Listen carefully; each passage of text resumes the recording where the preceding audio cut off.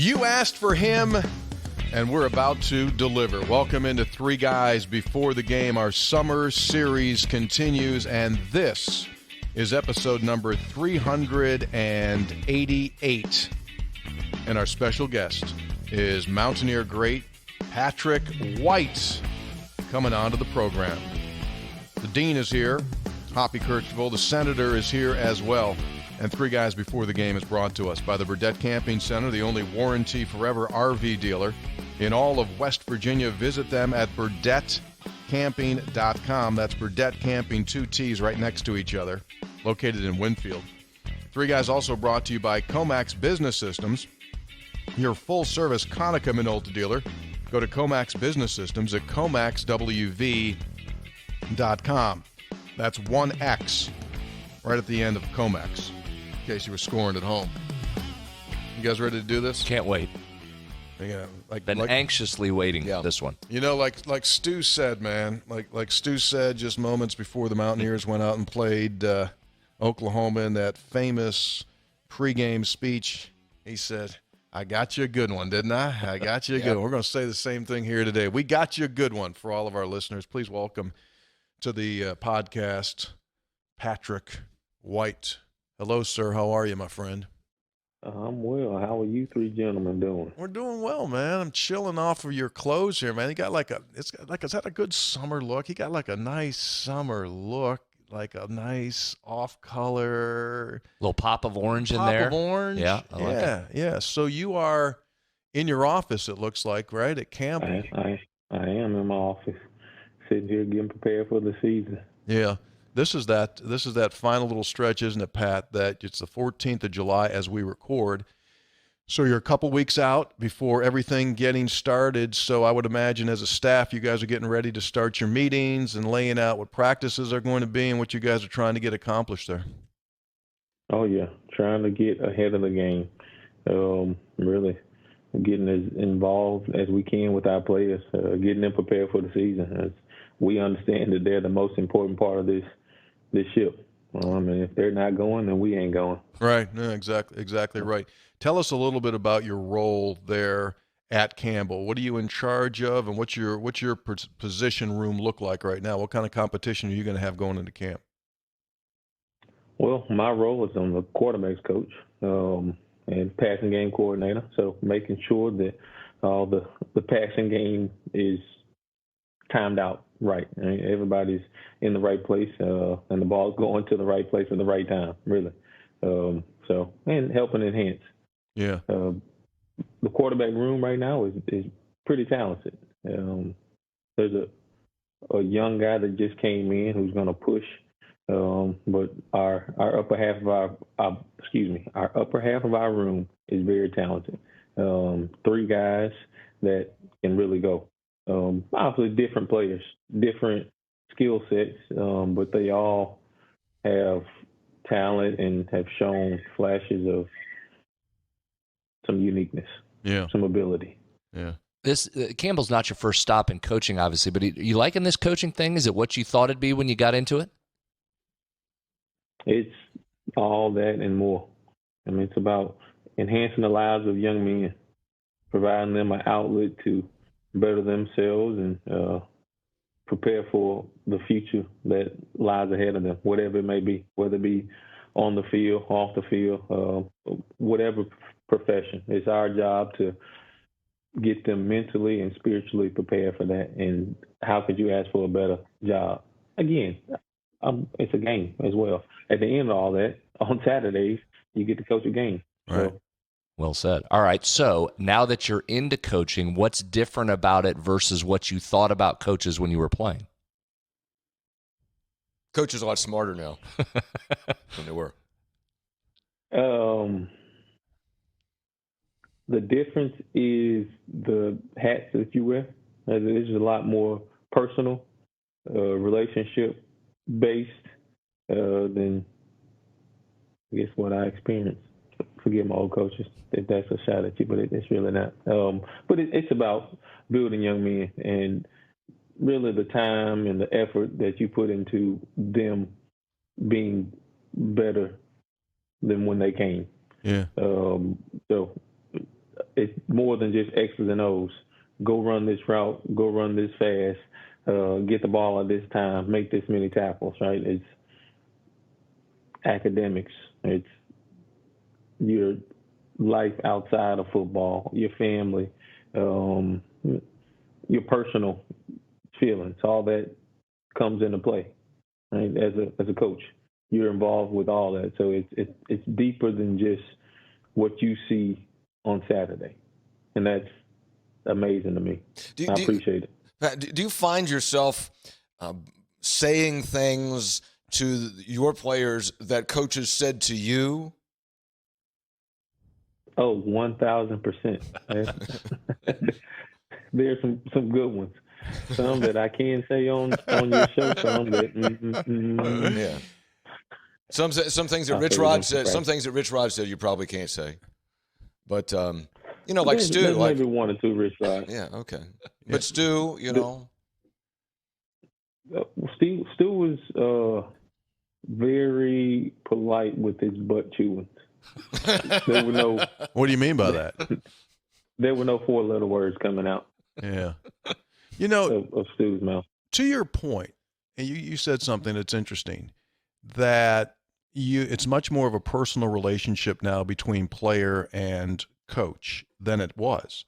And I think a lot of that has absolutely changed throughout college football. And one of the reasons, Pat, is because now players have more options, obviously, with the transfer portal, that they can pop whenever they want to pop. And I do think, guys, that has led to a much more, I don't want to say polite, but a much more personal relationship in order to keep the guys that you have on your team, right, Pat? Oh, yeah, 100%. When I was coming out, once they got you on campus, you were on campus. Right, exactly. Or you had to sit out a year. Yeah, yes. Now it's a little bit different. And then with the age of social media, right? Sure, no, absolutely, and that wasn't around when you were doing your thing. I mean, that wasn't around, Mm-hmm. and so everything, that whole dynamic has completely changed. Can you imagine though, if that was big when Pat and Steve and Noel were running, they would have broke social media, would have broke Twitter back in that time. Oh yeah, with those highlights. Yeah, I'm glad it wasn't around because some of those Pat McAfee parties would have been. Yeah, that's a fair point. Very solid point. You said that in your quarterback room now, you've got 3 guys, all with different strengths. I'm imagining that when you do evaluation of players, because of your situation, everyone gets a fair look. And what I'm saying is, as you well know, they had you pigeonholed coming out of high school as to what you could or could not do. Is it true? Mm-hmm. Is it true that you look at guys and say, hey, maybe he doesn't fit the typical definition, but he can do things? Do you see yourself doing that because of what you did? The intangible factors, the it factors, his interaction with his teammates around campus, with the coaches, how he motivates others, all that matters. I believe that we are wise enough as coaches to be able to put together a system that helps you be most successful with your skill set, right? It's the aspects of the game that we can't force into you, that just naturally come out, that really matter to me. And it's really what I'm looking for. Mm-hmm. Mm-hmm. Because I've always held the belief that you were you were the greatest leader that never banged his chest. I mean, you were stealth. You were just quiet about it, and yet everyone circled around you. And I think, like, the little rare piece that on the sideline against Pitt when you and Steve were talking, right, and you were growling. I mean, like, that was like the first time I think people got an opportunity to see you, like, be you, and the reason why other guys would rally around you, because you were a character without going, hey, look at me, but it was all that quiet. Well, wait leadership. a minute. He would talk trash though. He was one of the great trash talkers. Only when needed. But to Tony's point, I don't know that you knew that unless you knew that. I mean, if you're a Joe fan sitting in the stands, I don't know that you ever saw him. He wasn't demonstrative, but that's a great point by you, because that moment on the bench was so popular, I think, because of what Tony's saying. They never knew he was like that. Right. And he, Pat, by the way, I think I still watch that about 10 times a year. When was the last time you watched that clip? I've watched that every year since it happened, and since you've left, I watch it every year. It's one of my favorite Pat White moments. Probably every time somebody posts it, I probably see it. It comes across. He unmutes. I love it. That's the best. Okay, but all right, so which one's true, Pat? Or is it both true that you were the quiet leader, led by example, everybody rallied around you, and winning helps, or that you were one of the great trash talkers of all time? I think there's a little bit of truth in both of those. Because you would. Really, I mean, you would. Go ahead. Spoke trash unless it was spoken. If you spoke trash to me, then you were getting it back. That's what I was going to say. Who possibly, after your first 2 games of your freshman year, who possibly was running their mouth at you? Like, that had to be the absolute dumbest player in the world if you're going to talk to him. Wait a second. He's running all over everybody. Okay. Who would have brought that noise to him? Those simple cornerbacks, because all they are is like all they want to do is bite your ankles. You've been watching film on him all week, and you're going to come out on the field and say something? That's incredibly dumb. Those simple cornerbacks, they can't control themselves. They always got yip, yip, yip, yip, yip, yip. Don't bring that back here. Don't bring that back. And so they'd say that to him, and he'd say, okay, fine. All right, what did you say? And what did you say back? What was your go-to when you responded? What was your go-to? It was all right off the cuff. I didn't plan to say anything. It was just a natural, I don't know. Yeah. Reaction. So I always viewed him like those assassins for hire. Like, they're over in their forecourt, right? They just come in, they just blend in with everybody. They go on the rooftop, boom, they ding somebody, and they're out. Yeah. That's kind of how I remember. Like, he just walk into the stadium, not be yipping, fans are yapping. He just walks by everybody, puts uniform on, goes out and runs for 2:15 and 4, and says, all right, see you, we're out. Yeah. Here's what I bet you said a lot. I bet you said this: I'll be back. Like, when you completed a play and the guy, you go like, I'll be back. Just hang tight. I'll be back here. Don't worry. Or right? More where that came from. With a lot more colorful words added to it. I think you have. I wish we had some of that audio now. Oh. If you would have been mic'd up during a couple of those and we could get the statute of limitations now, that'd be awesome. You could see it. I mean, you wouldn't have had a close-up. You could see it.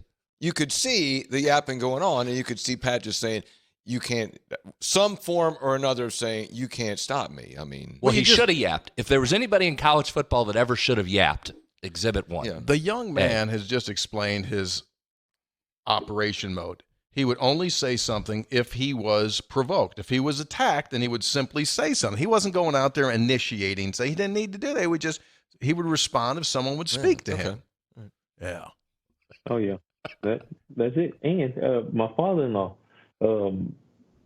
enlightened me on some things. He said everybody wants to be a ninja. He said in martial arts, we understand the difference between a ninja and a samurai. A ninja wants to sneak up behind you and like stab you in the back and kill you while you're not looking. A samurai's not going to bother you, but if you approach a samurai, he's going to protect himself and bingo. And put you down. Myself a samurai. He's a samurai. Put you down. He's a samurai. Like, so were you a samurai in that block in the Connecticut game? He knew I was on the field. What was that block? Oh my gosh. He cracked backed against Connecticut. That poor guy. I bet you he wakes up every day and his head hurts. He probably gets reminded once or twice a year when he turns on Twitter. I apologize, my man. Well, poor Connecticut. Poor buddies. I mean, poor Connecticut. Yeah. I think they're still scoring on them. Yeah. Well, poor Pitt.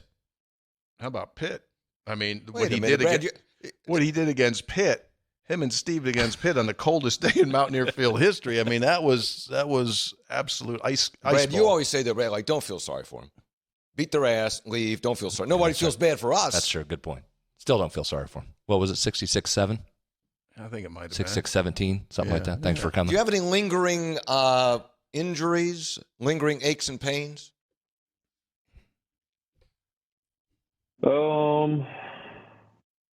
There's some things that ail me from time to time, but nothing too serious. I was blessed to leave the game with only a few dislocations.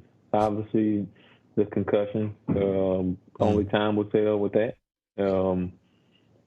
But other than that, I'm good. No, I mean, I still go try to pick up old man. That's hard for me to say. Old man basketball with the coaches, and after about a few times up and down that court, the knee I can feel it a little bit more than what I used to, but yeah, we're good. How old are you now? 36. Oh, has it been that long? Holy potato salad. I know. Who said that? I can't see everybody right now because the screen is. I only see Tony. I'm trying to get back to.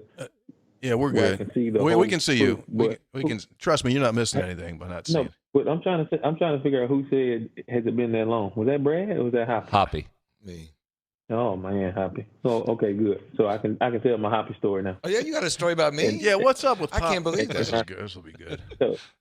So me and a few of my teammates would hear this name, Hoppy, all the time. And at that point, we didn't know who he was. We just thought it was a fun name to say. So all the time at practice, we would say, and forgive me if I'm butchering your last name, Hoppy Kercheval, or Hoppy Kercheval. And we would just play with it and have fun with your name. We just thought it was a fun name. It's unbelievable. I guess that's not bad. No, this is unbelievable. This is the best moment in podcast history. Wait a minute. Didn't know that. So you guys just in practice would just jack around and throw his name out just at different random times? Like Hoppy Kercheval.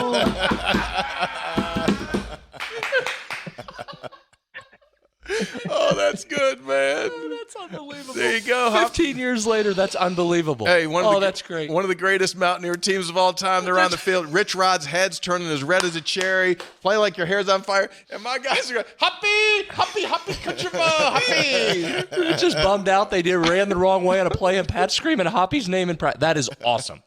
Pat, that's the greatest story we've heard on this podcast ever. Pat, I got to tell you, my day. I am. Hey, shout out to Ray Sean Bolden for that. Ray. I'm flattered, and I think I'm flattered. I think I am. You know, it's better than being ignored. It's a fun name. It is. Yeah, Hoppy Kercheval. That's a fun name, man. That's a good name. Oh, that's a great one. Didn't know that. First I heard of that. Hey, did you? Go ahead. Well, I was just going to say, go back then, since we're already back there and we're talking about Hoppy's name. Did you guys have a recognition or an understanding of just how good and dominant you were? Did you ever talk about that, or were you just going about your business each week? We went about our business. We knew that we were overlooked, and we felt underappreciated and not very respected. But we knew we respected each other.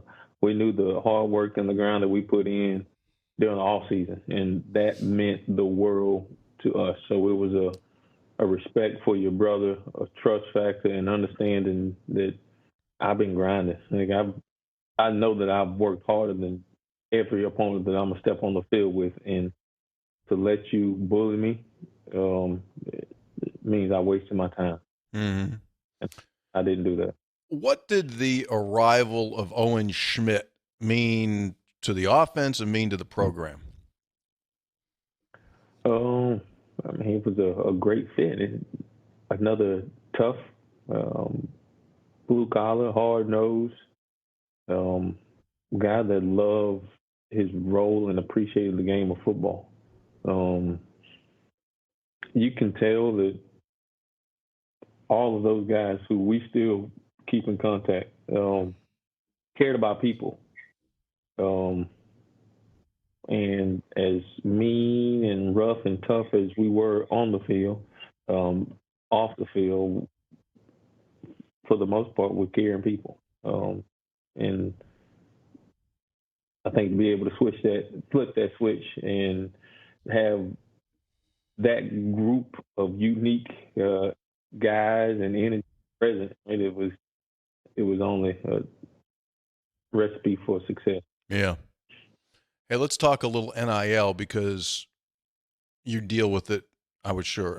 It's in the world that you're living in now, but at the same time, we often talk about you when we talk about NIL, and with the thought being, what would have it been for you had you had the opportunity to make money off your name and your image and your likeness? And this goes back, right, to the college football video game, and everyone knows, like, you talk to anyone that played, they go like, well, you got to have Pat White and Steve Slayton. You got to have Pat White and Steve Slayton. Like, that's the cheat code of all time, Pat White and Steve Slayton.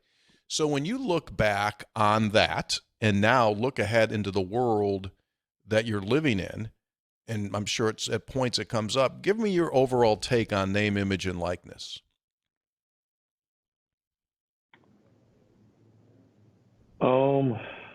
I think we all have a unique ability and power to create and earn based on who we are.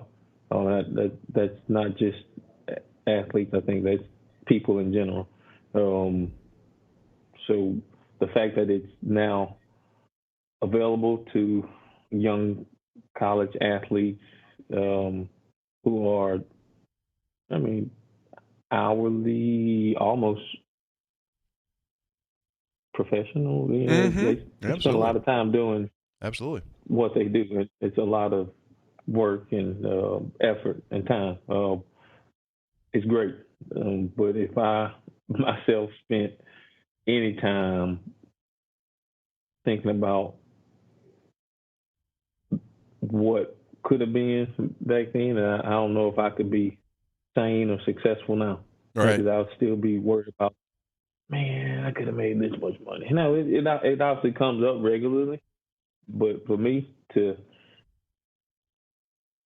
harp on that or even think about it, I think it would be detrimental to who I am now. Yeah, I get you. I get it. It would take away from my presence, and I need to be present. I wonder. It comes back out next summer. I wonder if they do. Right about this week next summer. Yeah. I wonder if they're going to do, like, you can go back and put old-time teams together. Then, in fact, perhaps guys like you can take advantage of that, because if they use that, because they do that on a lot of these video games, right? You can put together these all-time great teams. That's a good point, and they should, because the people that used to play that and remember that so fondly are going to be back in. And you're right, guys that used Pat as a cheat code and Steve as a cheat code would do that in a heartbeat. Yeah, that's a good point. Well, at this point, if they want to put me on the front of the game and like make me the spokesperson, obviously I'm going to say yes, but whatever. Take the deal. Absolutely. Ain't worry about those retroactive dollars. Yeah, we'll work that deal. Hey, Pat, what offense do you run there?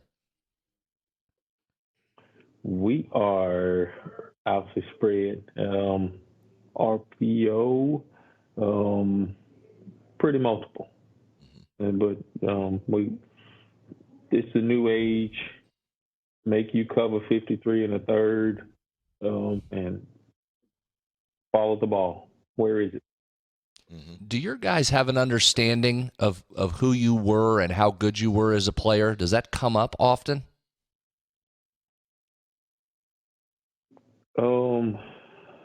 I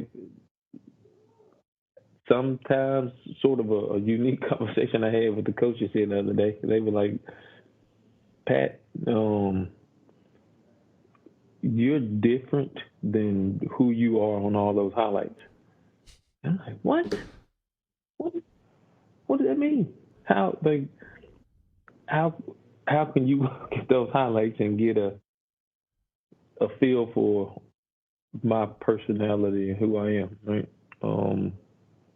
And I guess it's because I guess they call me an old soul. Mm-hmm. Yeah. Mm-hmm. You're an old man. I'm like, but you're different than what we thought you would have been based off of what your highlights are on the. And I'm like, it baffles me. I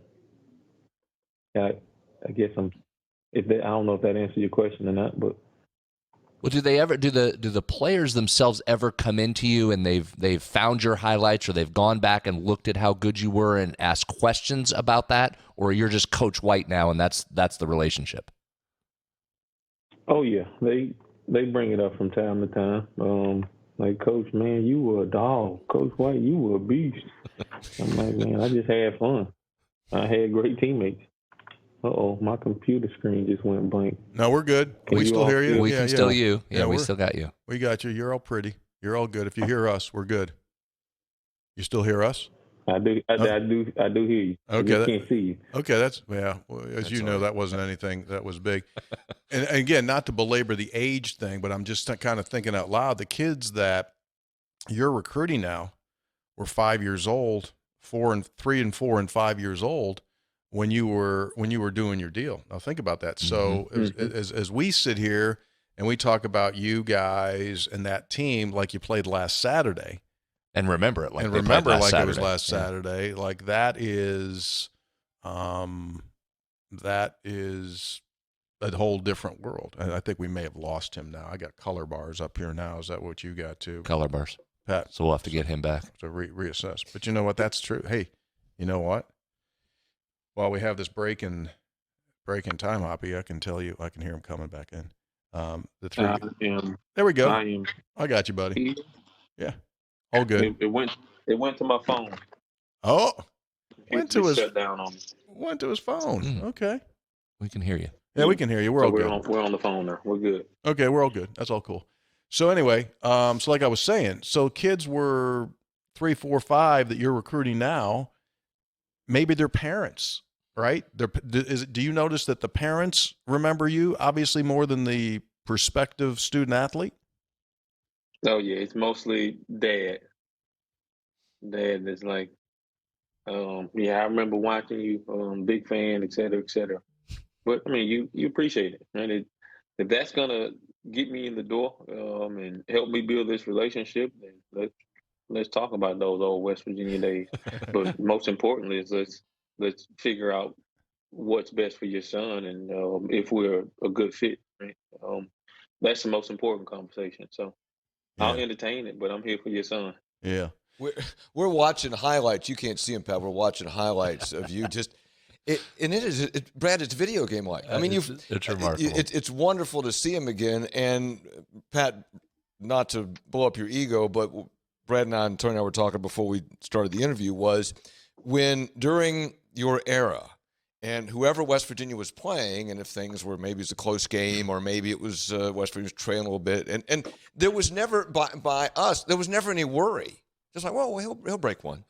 He'll break one here. It's coming. Don't worry, it's coming. And 9 out of 10 times it would. I mean, so that's how we felt as those taking in the game. As a player, did you feel that way? Like, it'll come. We did. Yeah, you we did. Had faith.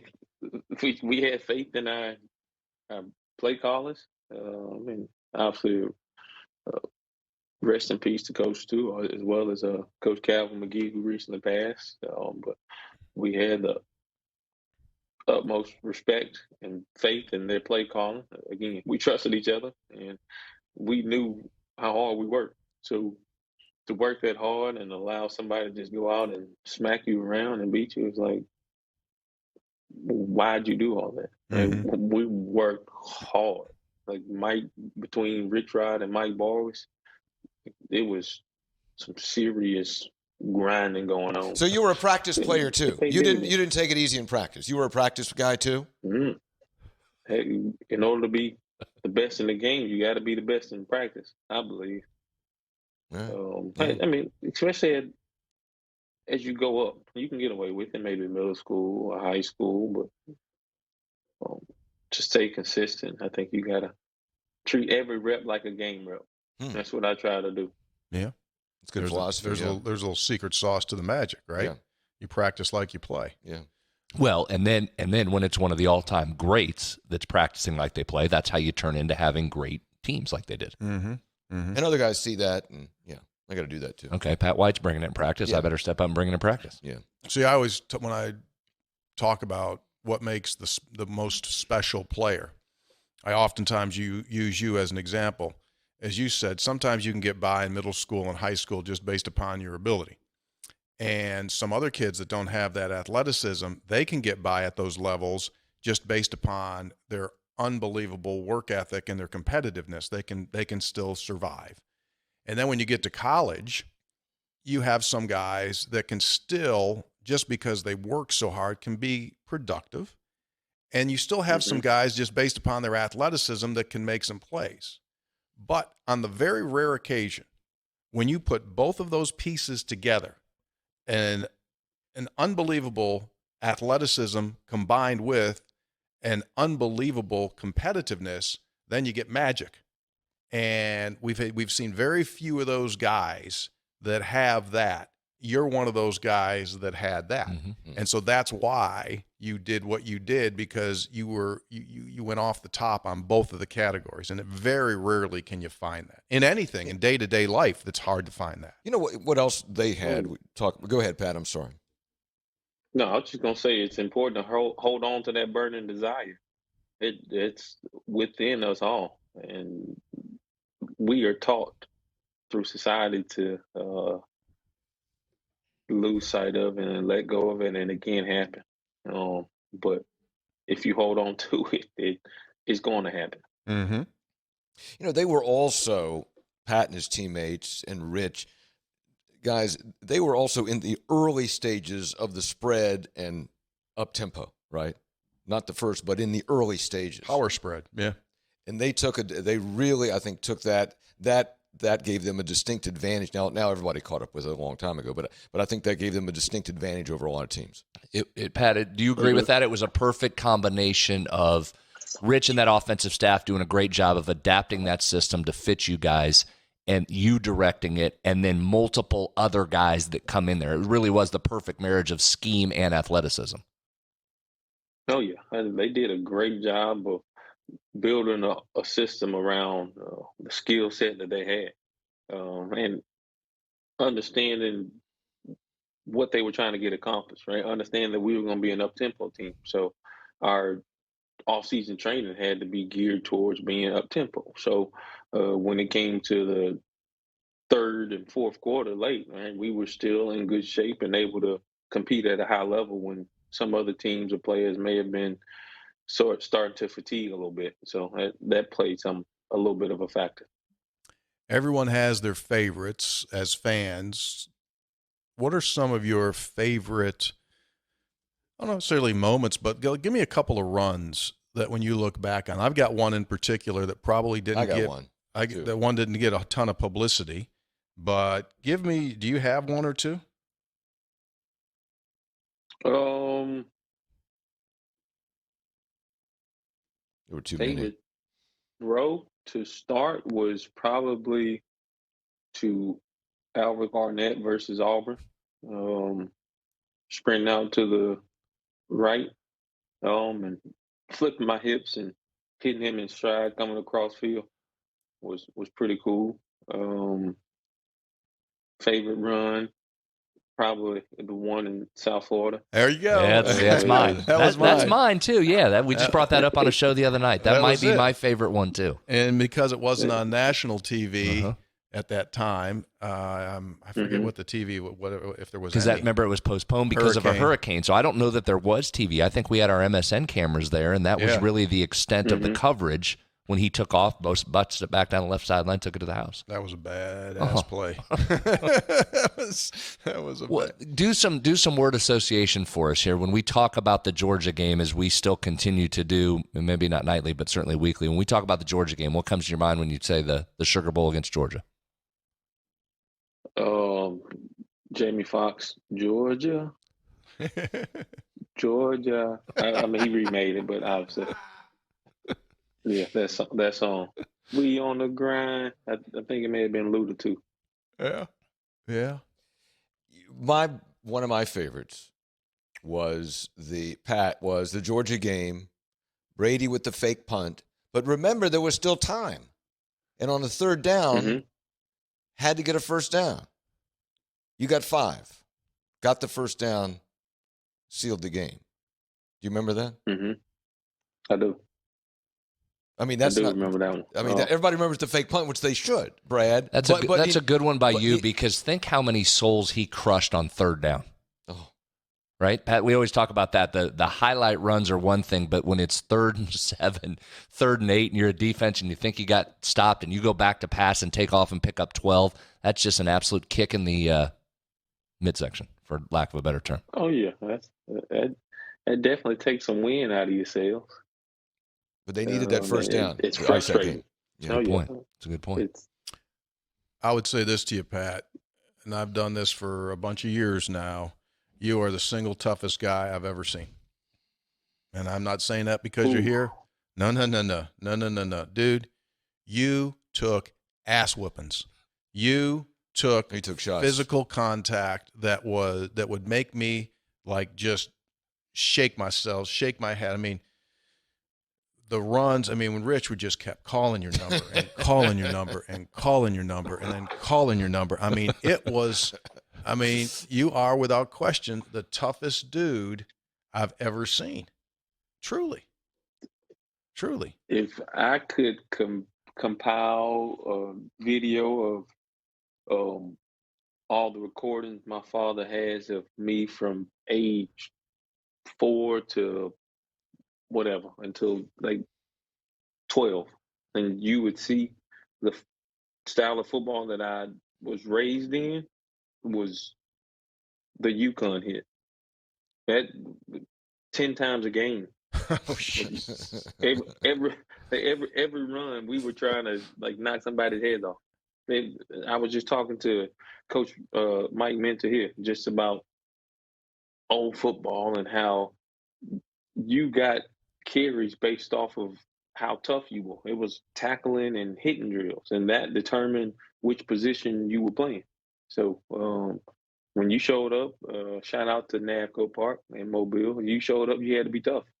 And I'm very grateful for that experience. My father took us 45 minutes to an hour away from home to go play football at this park, knowing that it would make us tougher, and it did. Wow. So I never knew that. Yeah. So they're kind of explaining. From time to time, there'd be from time to time, there'd be a Doberman that jumped the fence, and every team had to take off running and go find a car. So there's the elusiveness. Yeah. The elusiveness, getting the Doberman chasing you. Yeah. And White's out in front of everybody else. Yeah. It's White, everybody else in the Doberman. You talk about being a dog. That's a whole different definition of being a dog. You don't have to outrun the dog. You just outrun somebody else. The other guys. Who recruited you? Rick Trickett. Rick Trickett. I'm gonna tell you something. Mm-hmm. You come up West Virginia, you're gonna be real good. Because remember the story about Trick is that when he came back to campus, he said, "I just got a guy. If he says yes to us, we're gonna win a national championship." Absolutely said that. Right. Yep, absolutely said that. Yeah, that's the story. They're talking about him, talking about Pat. What he told me on the other end is, if you come to West Virginia, I guarantee you we will play for a national championship. Yeah, how about that? Wow. And it was there. How about that? He was right. It was. Well, whoa. Well, now why are you shaking your head now? What? Because with all due respect to Coach Fry, I think Rick Trickett had left, so he didn't stay to see his vision or dream come true. So yeah, I get it. You went to Florida State. To you, Rick Cleveland. I'm saying Rick Cleveland. That's old middle school, high school. Rick Trickett. Yeah. No, I get you. Right there. So what? Okay, but other people recruited you. How did Trickett close the deal? Oh, well, then was it the national championship thing, or you just liked him? He's a Southern guy. You're an Alabama guy. It was the honesty. That was the least impactful thing. That only hit me after the opportunity to go play for a national championship that he had actually said, almost opportunity to go play for a national championship, that he had actually spoken those words to me. The most important aspect of what he said in terms of recruiting me was, you're going to redshirt because we have a starter, and his name is Rasheed Marshall. So you can forget about that, buddy. And I was like, okay, I get it. And then after that, you can compete to be the starter. And that's when he said, if you do, guarantee you we'll play for a national championship. Wow. Speaking of Rashid, and he's been part of our broadcast for the last few years, and he maintains. Does he say he's faster than Pat? Don't start that. He does. He says that. I mean, Rashid. It's only fair Pat has equal time. That's we give right. Rashid time, and he comes on and says, we give Pat equal time to respond. Are you faster than Rashid? Were you faster than Rashid? I don't know. We never raced. Really? Yes. I don't think we ever raced in the 40 or the 60. Well, what do you think? What do you think? Rashid was pretty fast. What do you think? Rashid was very fast. But based on the film, I'm gonna say I'm the fastest. So, I'm gonna text Rashid right now. Hey, in all defense, in all respect to Sheed, I think Pat had that wiggle in the hips that was the difference maker, the ability to cut lateral and maintain. Well, you mentioned the South Florida run. That was a great example of your ability as far as your start-stop goes. I'd make him second best start-stop all time next to Tavon. Because Tavon's crazy start-stop. Jeez. Yeah. I may have been a little better at geometry than Rashid. That helped me a little bit. That's true. See, here we go.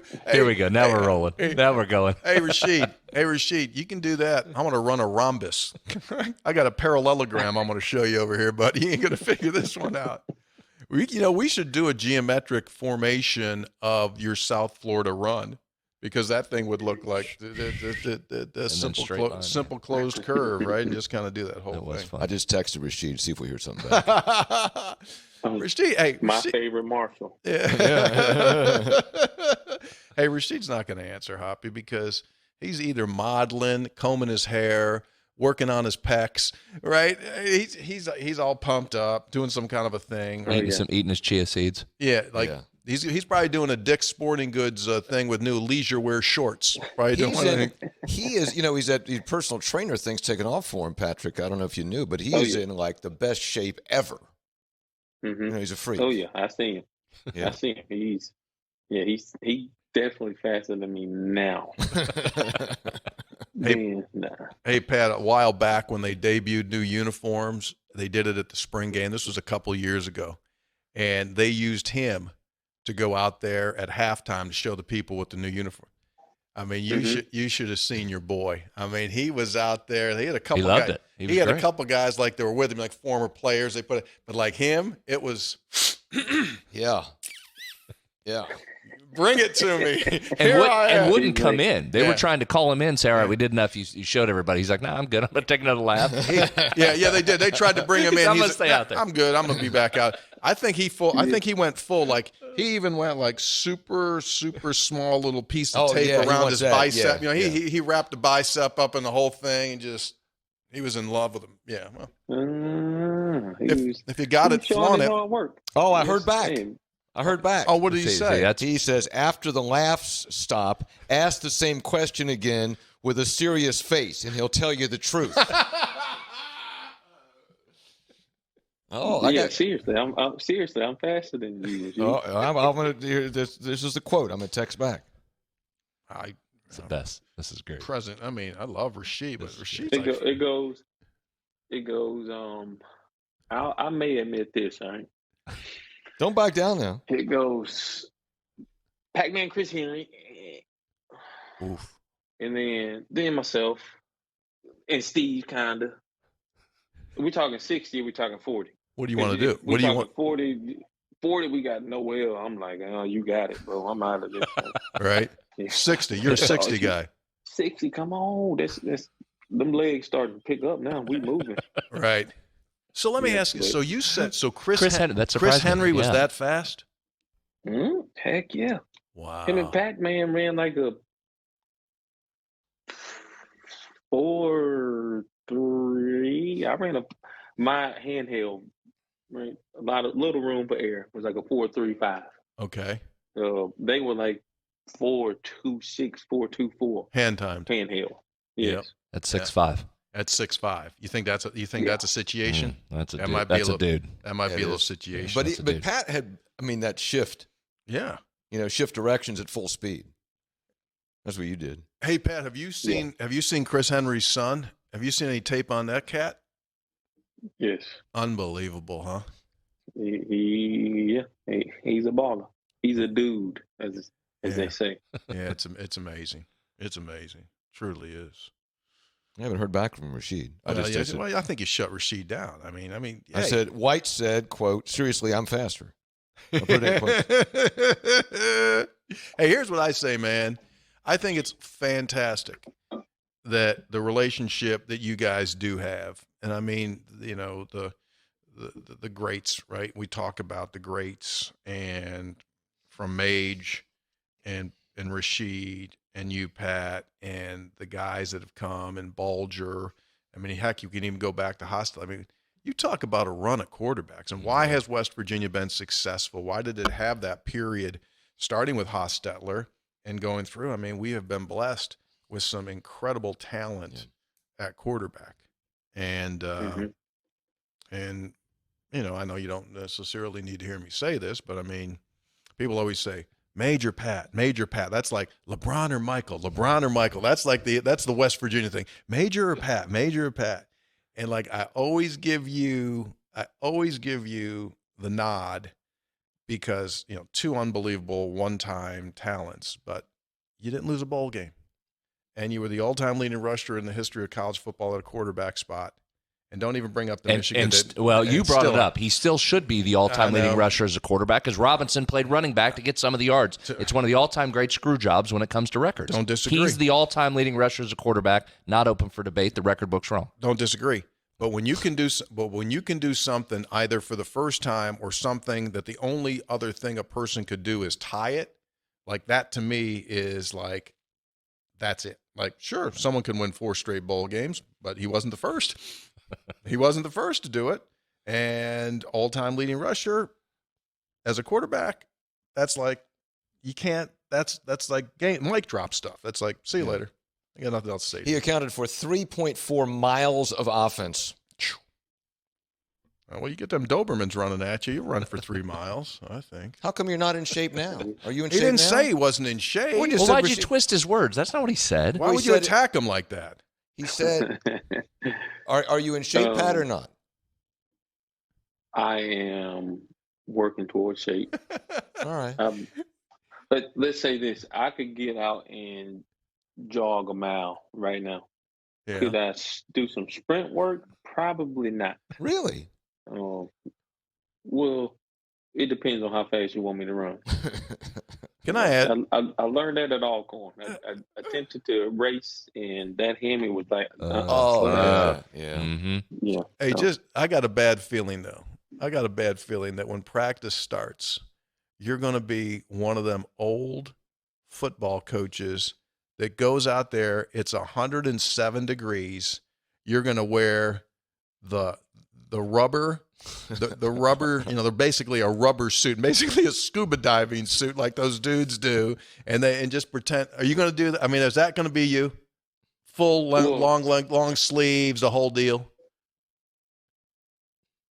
If my weight fluctuate past like 215, then yes. How much you weigh? I'm good now. How much you weigh right now? Like a little under 210, like 208, 207. 207. And what did you? 190, 195. What did you play right now? I take that deal right now. What did you play at? What was your max weight when you started a season? Collegiately? Yeah, collegiately. NFL? Collegiately. I came in at $177, and see, this is where the NIL would have helped. I know I'm not supposed to go back, whatever. And I left at like $182. Wow. So, my meals were very nutritious. I think you shut down Rashid because I texted back your comments. Seriously, I'm faster, White said, and didn't hear back. He's out doing some aerobics class. He's got some 60-year-old ladies out there doing some aerobics, Pilates, spotting for her, something like that. She's trying to do a push-up, something like that. That's all he does all day. Oh, yeah. right? He's a boutique. He's a boutique trainer. Take a picture and send it to me. Hey, yeah, get it with Pat smiling and say Pat's laughing at you. Send him that picture. Poor Rasheed. He's trying to work, and Kercheval's over here just harassing him. I mean, I'm laughing with you, Rasheed. That's just laughing at you. He's the best. He's absolutely the best. All right, so this is good. I've enjoyed this. Oh, yeah. You guys enjoyed this? No, couldn't wait. This is the best. This is the best. Could talk about old Pat White games for hours. So that's what. And it's even better when it's with Pat White. So if all you could ever do is leave a lasting impression, he wins, right?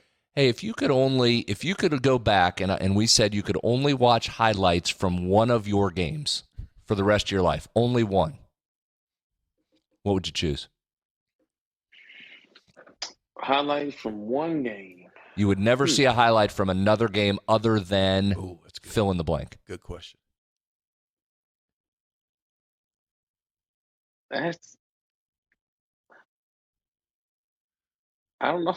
Can't do it. That's Would the Louisville debut be one of the categories? Would the Louisville overtime game be one of the categories that you would consider? Would it be the sugar? Fiesta? I know which one. Oh. I know exactly which one. Okay, good. What do we got? Meineke Car Care Bowl. Oh. Interesting. Why? Because you threw for 600 yards? You daggum right. only like 323. Yeah, I know. With some bullets, everybody said, "Oh, Pat White can't throw. Oh, really? Can't throw? Going to throw for 3 and change here on you." Thank you. That's a good one. That's a good one. Hey, that's a good one. And that's that's the game that I'll always remember as far as being tough. You talk about taking beating at the end. You got crushed at the end. Continued to run it. I got to go back and look at the play-by-play list on that game. Pat White, Pat left, Pat center, Pat left. That's a good one. You threw it that night. Yeah. You threw the ball that night. Ooh, that was good. That's a good one. Yeah, you go with that one, right? That's a good one. Who was that receiver for North Carolina? Hakeem Nicks. Yeah, there you go. There you go, man. He caught a ball behind his back. Yeah, he was a dude. Yeah, around his head. He was out there playing basketball. I'm like, what did we change sports? What's going on? It was a fun game. That's one, Pat. We talk a lot about so much attention goes to the Sugars and the Fiestas and the New Year's Six Bowls. But we've said a lot of times as people that have been part of games like that are maybe off the national radar but can still be extremely fun and rewarding and memorable. We always talk about that and put that one right up there, that was a lot of fun. That was a fun football game. Afterwards, watching your reaction and Stu's reaction, that's an all-time memory right there in the Meineke Car Care Bowl. That was a great one. Oh, yeah. I was, I guess, a lot more involved in both the Meineke and the Gator Bowl. Right? Fiesta Bowl. It's selfish of me, but it was a lot of people touching the ball, a lot of people doing some great things. Yeah. I felt the Gator Bowl ride was just like, here, Pat. I was like, okay. Let's go. Great play call. He ran the ball. Pat, you ran the ball in that Meineke Bowl. You had the big passing day. 21 times 55 yards, 2.6. So you took a beating. Everyone was just a shot. Everyone was a small car accident. 21 carries, 21 times in. 21 times. And what was 55 yards, 2.6. What were the passing numbers? I'm looking for it now. What? What surprises you about that? Oh, 28. Look at the passing. 26 of 32, 332 yards, 3 touchdowns. Yeah, he threw it. He passed it. So I should have been like 48 of 54. Some of those runs should have been passes. Thank you. It sounds like. Yeah. Really. Well, as you know, old Rich wouldn't mind if there's 7 or 8 in the box. We're going to still run that thing. That was Stu. That was Stu's head coach in Mullins. That's right. Oh, was it? That's right. That's right. Jeffy Jeff. Yeah. Jazzy Jeff Mullins. Yeah. That's a good one. Who was catching passes? Who were you throwing it to? Alric Arnett, Bradley Starks, Jock Sanders. Yeah. Brandon Hogan was supposed to be out there. Yeah. I think Darrell July was still on the squad. Tito Gonzalez. Yeah. Uh-oh. I got a response from Rashid. What did he say now? All right, here's how it started. I said, we're interviewing Pat White, and he says he was faster than you. Rashid texts back. After the laugh stop, ask the same question again and serious face. He'll tell you the truth, LOL. And so then I quoted Pat. Seriously, I'm faster, White said. Now here's what Rashid said. Only one way to finally settle the score. Pick a time, place, I'll be there. Turn on the film. You better clock. You want to go film? They got technology. Tell them technology now. Oh, he just called you out. He called you out. He called you out. Yeah. Hold on. Pat makes a great point. Technology now, here's my answer. They do it every year at the draft where they overlay a guy on top of another guy running. I think Pat's right. You could do that technology. Someone's got to get on that. Yeah. Put a couple long runs, put them on top of each other, see who can Loman do that? What happened? Your mic? Check. Okay, it's back. Yeah, we can do that. We can do that. All right, we'll do it. All right, I got a text back. Tell them what we're going to do. All right, buddy. You've been precious with your time. We certainly appreciate it. We want you to know that there are 3 huge Campbell College Fighting Camels fans here in Morgantown right Absolutely. now.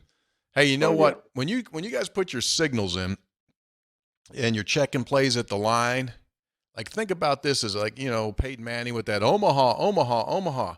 How about this, man? Like your guy comes to the line, Hoppy. Yes, He's doing it. Look at this. He's doing this? This is a notebook. It's about to get written down. Hoppy. We're gonna put Hoppy in. Yes. It's gonna be something. You listen. Yeah. It may not be tomorrow, but one day you are gonna hear that on the TV, and I promise you 2 are gonna laugh your ass off. Hoppy, baby. I appreciate Patrick. Thank you. I appreciate that. That means a lot to me. You're one of my all-time favorites, and if I can play a small part in your success, that would mean a lot to me. Thank you. Thank you. That's awesome. I appreciate you, gentlemen. All right, Patrick. Again, man, thanks so much for your time, buddy. It's great seeing you. We do appreciate it. Have a great season.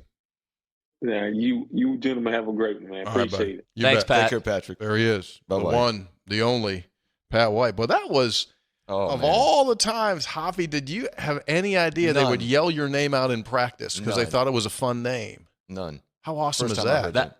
That's great. I don't know how many stories still exist that we haven't heard about that. That's a great one. Hoppy Kutcherville. He said, I'm not sure I'm saying it right, but he did say it right. Kercheval. Why wouldn't he? I mean, That's a great he said it for all those years. He was. And I know we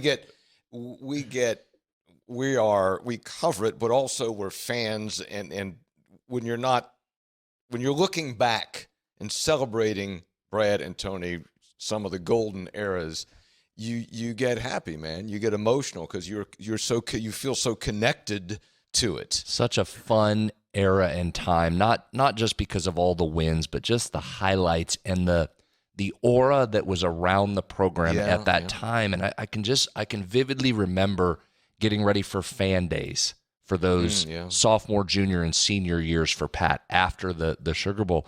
And guys, it seriously was like rock star status. The amount of planning and things we had to take into account when it was Pat and Steve in particular, and there were so many different stars on that team. Yeah. The things you had to do to accommodate and be ready and be prepared for the crush of interest in autographs and wanting to get pictures with those guys. It really was a special time. I heard back from Rashid because I said, we're going to overlay video from your college days. Right. Rashid says, not fair on his part. He had too many side-to-side movements. I was just trying to get to the end zone as fast as possible. See, he knows. I tell you what, though. You know what? Highlights of Rashid, north-south. Whew. Fast. Oh, yeah. Unbelievable. Please. How come you haven't had him on here? My man. Have you done this? Oh, my gosh. Oh, yeah. Rashid? Yeah. Oh, yeah. I guess I was on hiatus then. Yeah. Anyway.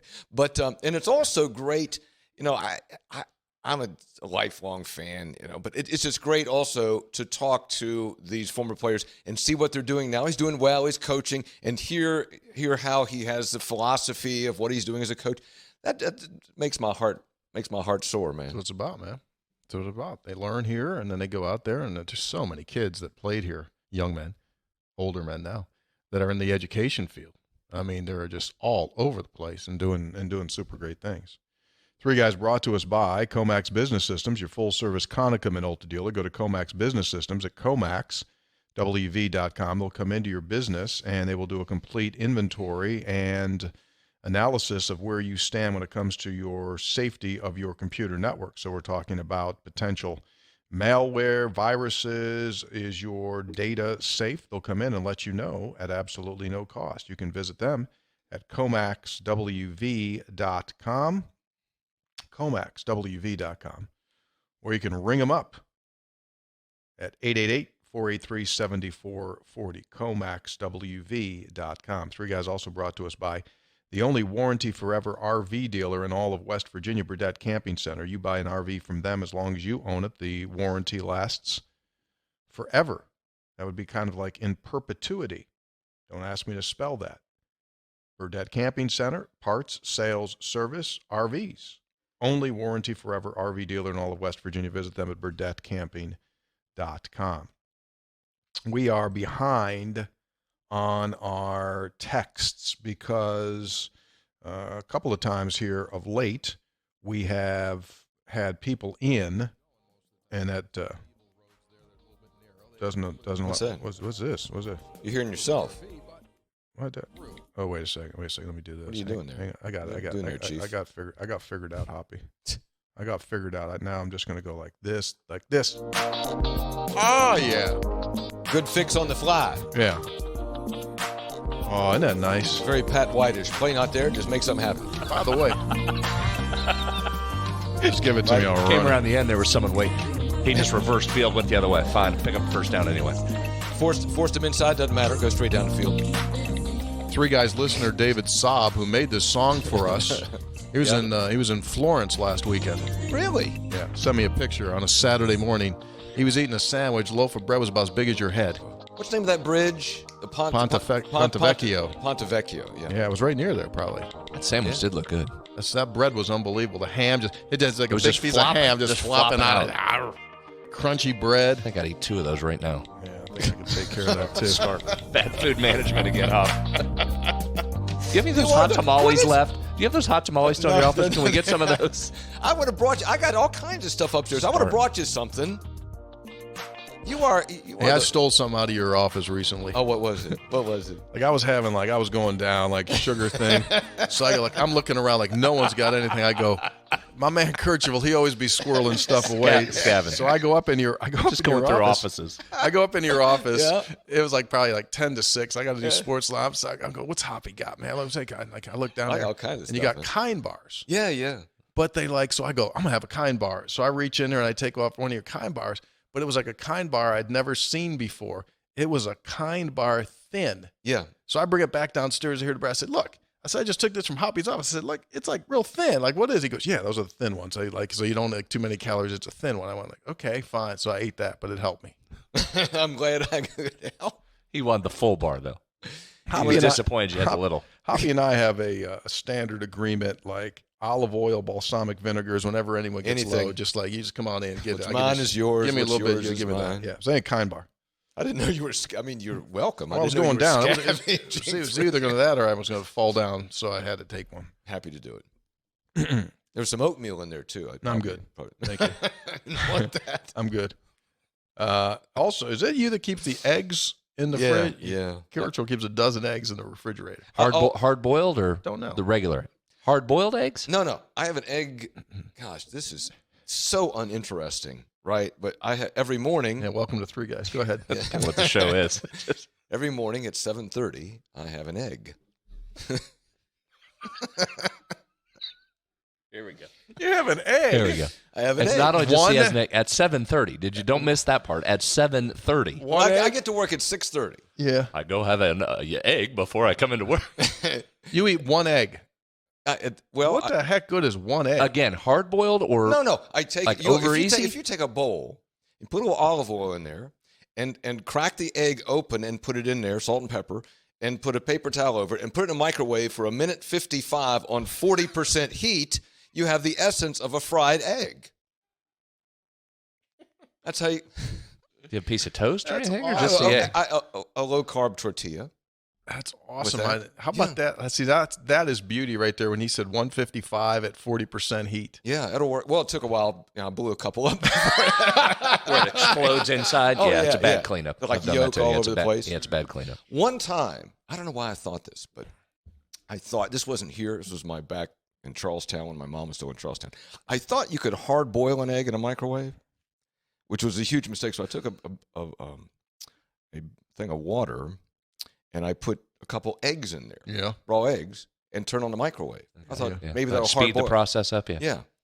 And and I went over. I was doing something else in the microwaves here, and about 4 minutes later, this thing freaking explodes. I mean, blows the door open, and shoots across the kitchen. The eggs go across the kitchen onto the refrigerator. I mean, it was like a grenade. If you had been in front of it, you would have been hurt. You would have egg shrapnel on you. This thing goes. You would have been. And Karen's in it. She goes, "What's going on in there?" "Oh, nothing, dear. Nothing, dear." It took me like 45 minutes to clean that up. I had to take the microwave and put it in the sink and try to clean it up. But I learned a valuable lesson. Oh. I'm sorry I dropped the F-bomb there. I cleared away. That's all right. I went. Did you use delay? Just leave it. I'll get it. Oh. 3, 2, 1. This has been an episode full of surprises. 3 guys before the game to the text line. My recollection of your award-winning episode, says Herb, would definitely include Owen Schmidt peeing in the parking lot while getting interviewed by you guys. There are no bad episodes. You're always informative, funny, and entertaining. Keep doing what you do. Let's go Mountaineers, Herb and Nitro.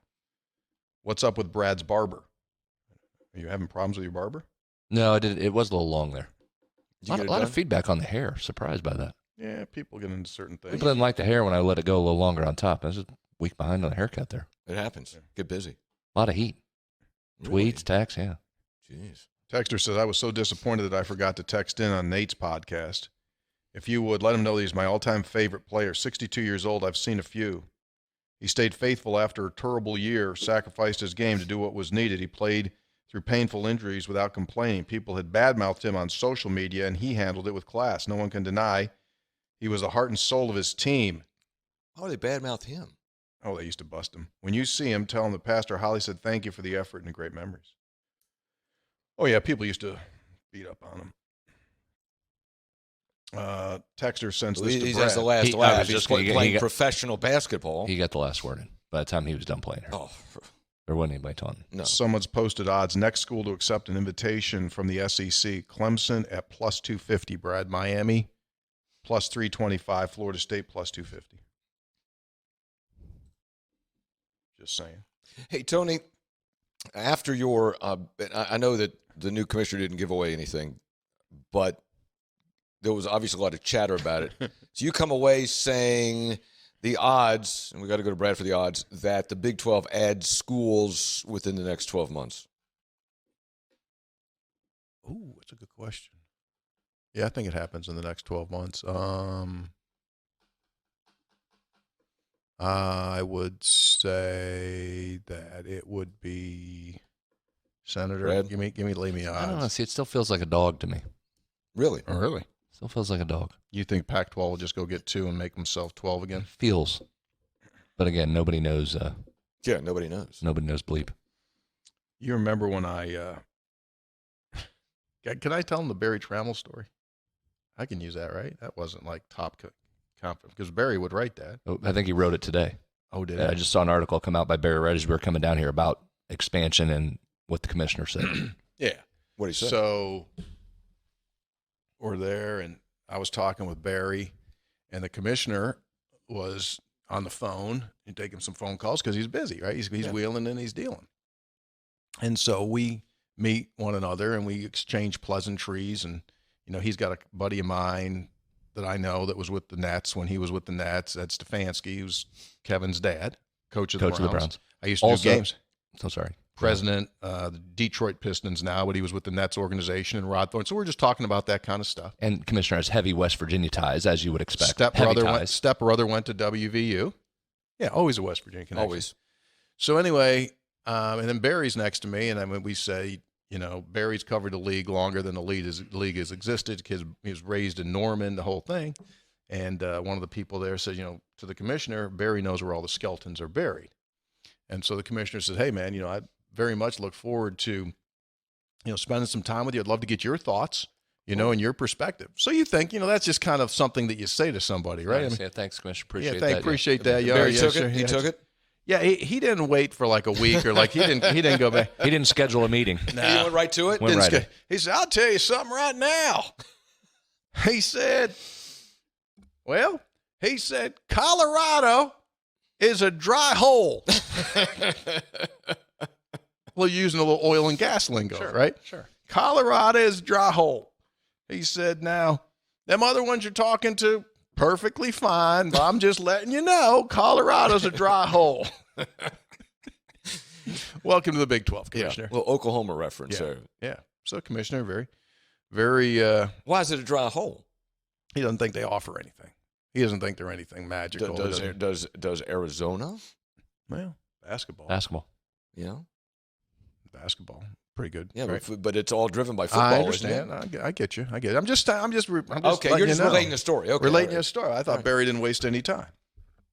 You remember we had that conversation about how many times you can walk up the steps at the law school hill from the football stadium? Yes. And that dude, the dude wrote in and said, hey, I did it 10 times, and here was my heart. So he comes back and he says, okay, Sunday, July 10th, I went up and down 20 times. No, he didn't. He did, and he sent me his data. Took him 50 minutes, 55 seconds. That's a total of 1.93 miles. He burned 605 total calories, elevation of 1,304 feet. His average heart rate was 119. That's pretty good. He's in good shape. He's good shape. 119? Good shape. Real good shape. Yeah. To do it 20 times? He says, I do not plan to go above 20. I love the show. So there's a 3 Guys listener that he puts it down there and does the work. I wonder how his Achilles are today. Yeah. Sore. I can't walk. Texter says, do you think it's safe? Texter says, do you think it is safe to say that most, if not all, of WVU's individual career records are safe and untouchable in the current climate? It doesn't seem like a guy is going to get significant playing time early in their career, keep them long enough to advance in the record books. Good question. Avon's 5,000 rushing yards looks to be something that will never be broken under the current system changes. Makes a very valid point. You never say never, but there's less of a chance that could happen. Aaron, originally from Raynell, would be the beautiful Greenbrier County. My wife and I had a trip to Myrtle Beach to meet some family from Texas. As we all know, if you're wearing the flying WV, you'll meet a West Virginian wherever you go. I've been hyping the theory for days leading up to our trip. So, as the conversation with our Uber driver from the airport led to mentioning we live in Morgantown, as if my WVU football T-shirt didn't give it away, he said he just moved from Myrtle from Cheat Lake. The very first person we speak to had me shrugging at my wife saying, see, you should listen to me more often. It's good to get a win under the belt early in the afternoon. Aaron from Raynell. Of course, Myrtle is like the 56th county. Yeah, I think that's a fair statement. Yeah. Fair statement. It's great. It's the first one, though. Yeah. Guy's from Cheat Lake. Greg in Catletsburg. Of course he was. I've had that twice. What? Once in Vegas and once in Oklahoma City. A driver that had these crazy West Virginia connections. Crazy what? Like you get in a cab. Like, where you come from? Morgantown. Morgantown? My cousin lives on High Street. Like, what? What are you talking about? Crazy. Greg in Catletsburg. Good day, fellas. Love the show, but I wish there was more summer because y'all are killing it with the summer series. The entertainment value has been through the roof. Thank you very much for what you do. Today, my love for WVU football and basketball, not so much on the women's side. All due respect to Coach Carey and maybe somehow Rutgers. I've just never given my attention. Said all due respect. But after listening to the interviews with Coach Plitzowite and her session on 3 Guys in which she hit the trifecta, she grilled Hoppy, she tickled Brad with awesome analytics, and she even talked a little food among the other reasons. I'm very impressed with her.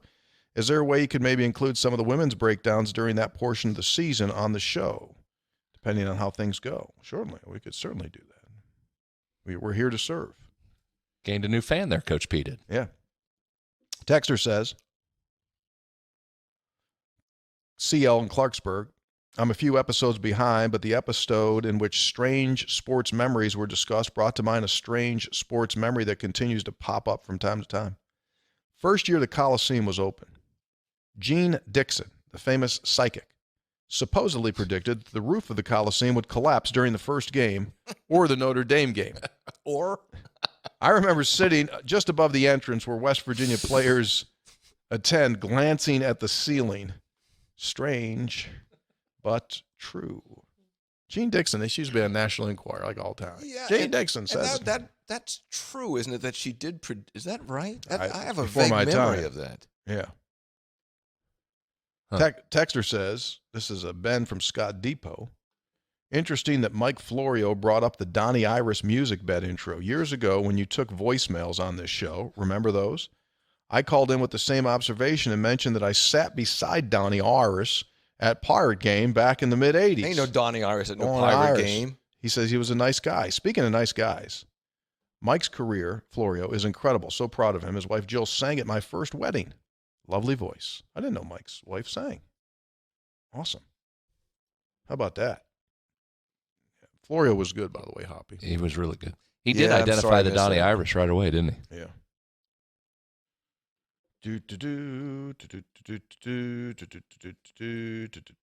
Hey, three guys, Scott in Houston. Texting you at 11:36 a.m. Central Time. That's 12:36 Eastern for Brad. Interested in if we could hear from a former ESPN or Fox TV exec on your summer series, like a John Skipper type, to get a little more behind the scenes on how they view conference TV deals and how they come together. It would also be interesting to hear their unbiased or at least less biased opinion on where schools like West Virginia fit into the future of TV deals. That would be super good. I wonder who that person would be. That would actually talk. Yes. Yeah, that's the part. key. They can bloviate, but who would actually talk and tell you what's going on? Well, it would have to be someone like John Skipper who doesn't care anymore. Right. You got to get a person that doesn't care, because the people that could still be involved and hired as consultants, they can't say anything, because then people could come back and say, well, you say, So which is why you don't see a lot of that stuff floating around out there with speculation, right? Because the people that know aren't talking. It's all coming from the sports. It's coming from the athletic administration / coach side of things. Yeah. It never comes from the TV side, and the TV side is what you need. Yeah. And sports writers, I think we mentioned this before, sports writers are calling their sources who are who? Internal. Yeah, athletic people. College side of things. Stephen in Wheeling comes to your defense, Senator. On what? I wanted to chime in on the conversation about coffee from the Dom Plitzowite episode. I'm totally on the Senator's side on this. If Brad enjoys a triple mocha vanilla chocolate caramel frappe, is that how you say that, with 2 extra pounds of sugar added to it, then so be it. Heck, he can add 6 pounds of sugar and shouldn't be chastised for it. Like Brad said, why are you coffee shaming? I applaud the Senator for showing no signs of fragile masculinity. Anyway, can't wait for the Pat White episode. I love the show. Was that a backhanded shot there? Who's that? Steve up there in Wheeling. Thanks, Steve. As I articulated, I will like what I like, and I won't be influenced by any of these clowns telling me what I should like. Totally with you. Coffee or otherwise. I'll do what I want to do. Totally with you on that. Yeah, fun. I try to. As long as it doesn't impact somebody else, what does it matter, right? Yeah. Your business. Yeah. It's your business. I'll like what I like. Now, we may tease you. Whatever. I'm self-actualized. Your teasing doesn't permeate into me. It doesn't? No. Ever. No. You think you guys tell me what I should drink when coffee affects me even a little bit? No. No. Not even a little. It is hard. It is hard. Well, I got to think about this before I say it. Go ahead. This will be good. I tried a new coffee drink this week. What is it? It sounded really good. Uh-oh. Like a cortado. That sounds good, doesn't it? Like, what are you going to have? It does. Oh, a cortado. Like, you want espresso, you want cappuccino, you want a cortado. What do you want? I think cortado, that sounds pretty good. So what it is it's equal amount espresso shot and steamed milk. So as much espresso, you get steamed milk. That sounds like what's the other one? A latte. Sounds like a latte. Oh, no. Because latte's got like that's milk. This is just. Well, they steam it, don't they? Yeah, they do, but it to be like the proportion would be way off. Like espresso shots that much. Yeah. And then the latte, they put about that much milk in it. How was it? 50-50. How was it? Powerful, huh? Yeah, the jitters. Powerful. My head was tingling. Well, he did it in the afternoon instead of the morning, first of all. Oh, well, sometimes you need a lift in the afternoon. So he was up watching boat hijack videos from the Adriatic Sea all night. Yeah. Sometimes you can't find a protein bar in Hoppy's office, and you got to go get a lift. I feel bad because when we ordered, I was with my buddy Johnny, and Johnny was going to get like something conventional. He was going to get a latte. Then he hears me order a cortado, and he goes, I've never had that. He goes, I'll do that too. So we both sat down. We hit the cortado. Like John took one drink. John went like, whoa. He goes, you could pave Spruce Street with this stuff. So we're out on the cortados. Hey, three guys, Jordan from Morgantown. I wanted to give a shout out to the Mountaineer Nation. I took the family to Kennywood, and the disparity between WVU apparel and Pitt apparel was so bad that my 7-year-old daughter said, quote, does Pittsburgh not have a school like our town does? Let's go Mountaineers. Two things. No, they don't. I mean, they don't have the following West Virginia does. And second of all, it's an amusement park. Couldn't make it to Myrtle, but made it to the amusement park in Pittsburgh. Yeah. And going to fly the flag. Texter Barry in Bridgeport. Tony nailed it with the open for business. Yeah. You did nail that. As first reported. You think TV stations would they make a promo out of that? What was your open for business? He asked me on Tuesday night what I thought the commissioner would say the next morning in his first speech. And I said, I think he's going to go to the podium, and I think he's going to say the Big 12 Conference is open for business. Like the old West Virginia Interstate sign when he would come in as the example you used. Pretty close. He did, dead on. The guy actually said open for business. Said verbatim. How'd that happen? Are you Gene Dixon? Predict the future? Because I got ESPN. He got the bullet point notes. Oh, the advanced copy. You got an advanced copy? How'd you know? Because that's what I thought he would do. Yeah, I thought he would be on the attack and seriously, be aggressive. Say he would be say aggressive. those words. I thought he would be aggressive. You thought he would say those words, and you said those words. So, yeah, the coming up with that isn't the – I mean, of course that's what he was going to say. It's the actual lingo. I know. For that's business. what I'm saying. That's what's pretty good. It was well done. Doug in Winfield writes, Senator Scopes Dean, anyone in Morgantown during the team shirt, T-shirt era, hit up everyone you knew related to the football team to get your hands on one. I was lucky enough to get a few, and I loved my team shirts. In fact, I wore one on game days for years until they became too tattered. I love those team shirts so much. And so that I can wear them again and on game day this spring, I asked another great Winfield business, Roy Cool Sports, right between Burdett Camping and the Farmer's Meat and Deli, where you can get some great meats, to recreate the Russell Gray Athletic Team shirt. They did a great job. They look great. We're ready for football season. Yeah, so they did. He's got some. Yeah, made the team. He should send us 3 of those. Those are good. I'd wear one of those. Those are big. Remember those, Kirchhoff? Gray shirts just said team across the front. Oh, yeah. You remember that? Yeah. Yes, I do. Yeah. I had those for a long time. Early, mid-90s. Yeah. All right. So we're going to, let's see, Hoppy, thanks for dropping the bomb. So I'm going to have to go back and edit now on a show that normally doesn't require any editing. Thank you. Appreciate that very much. Good to see that. I got all involved in telling the story and it's good. fell out of there. That's not like me. I apologize. Maybe you could probably leave it in. Yeah, because, maybe. I mean, podcast. Yeah, it's fine. As soon as I said it, That's a dry hole. Hoppy. It's a dry. How about that revelation? That one's gonna live. That's a stunner. So the greatest. I hadn't heard any whiff of that story over the years. Some of the greatest Mountaineer players of all time would scream Hoppy during practice just for the hell of it. Just randomly. Hoppy! I got to, and listening, and Pat White, like, I don't really know Pat White. I mean, I covered him. Says, I got a story about Hoppy. What do you mean? What did I do? Where was I? It's awesome. That was great. I did not think that was coming. I think McAfee was involved in that too. Probably McAfee. I could see McAfee like snapping a punt off. Yeah. Hoppy! That's a great story. What was weird? He said Rayshon Bolden was involved. So did you see him? You got to go back and watch the video because did you see him when he was recreating how they do it? He had the headband. Ray Bolden, man. Timing pattern in the end zone. So good. Right? Throw that timing pattern. Probably should just end the podcast. Like, that should be the final episode of the podcast. I don't know that we can pass that. Ray Bolden, 82, Cheektowaga, New York. Very good. Hello. Very good. Well done, Tony. Well done. All right, we're out. Thanks for being with us. We're back again at some point in time. Y'all be good. We will see our producer, Taylor County, Tucker County, Tyler County, Hampshire County, Berkeley, Barber, Boone, Yeah, Mineral. Boone, Matewan, Madison, Dolly Sods, Charmco,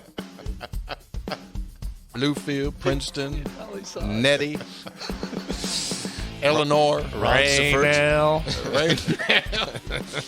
Hancock County, what is going on? Williamstown, Doddridge County, West Union, Salem, Big Otter, Walback, Summit Point. yeah, Davis, Thomas, You got to say them together, right? Davis, Thomas. Thomas, Always together. Parson. Cass, Green Bank. See y'all.